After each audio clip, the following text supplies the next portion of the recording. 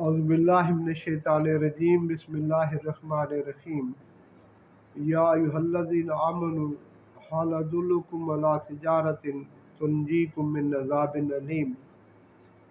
اے لوگو جو ایمان لائے ہو، کیا میں تمہیں ایسی تجارت بتاؤں جو تمہیں دردناک عذاب سے نجات دلائے۔ سورہ صف آیت نمبر 10 اور اس سلسلہ کلام کی جس میں اللہ سبحانہ و تعالی ایمان والوں کو یا ایھا الذین آمنوا کہہ کر مخاطب فرما رہے ہیں، یہ آیت نمبر 82 ہے۔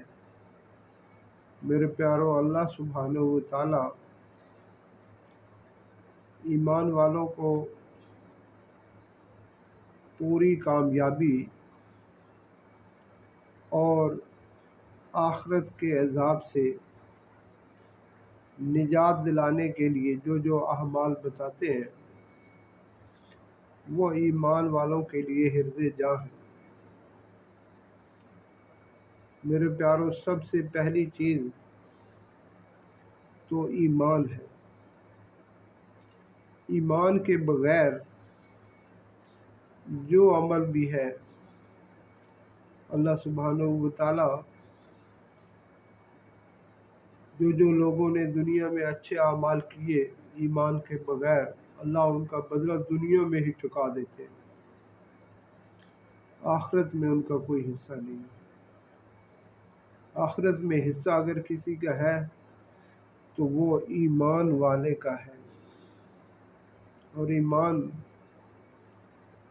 شہادتین کا نام ہے۔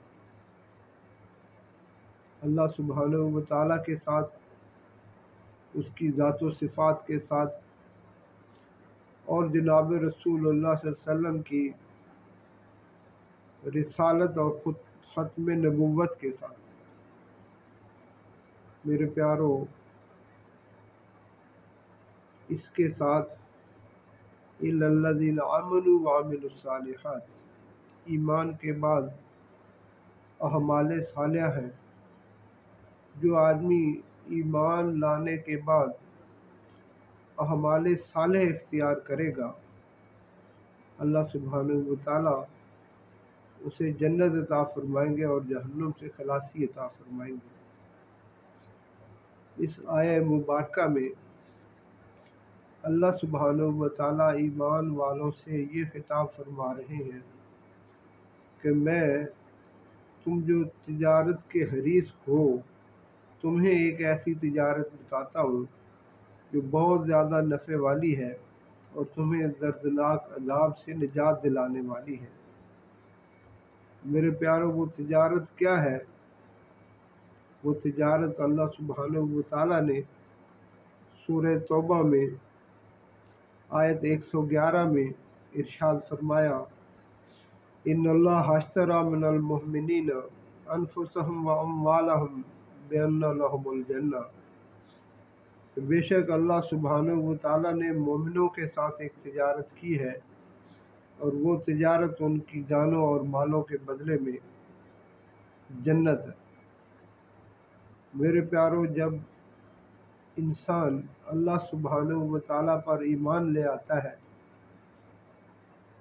تو اس کا لازمی تقاضا یہ ہے کہ اب اللہ کے حکموں کو جناب رسول اللہ صلی اللہ علیہ وسلم کے طریقے کے مطابق کرے گا، اور اس میں ایک مومن نہ ہی اپنے مال کی پرواہ کرتا ہے، نہ ہی اپنی جان کی پرواہ کرتا ہے، اور جس نے بھی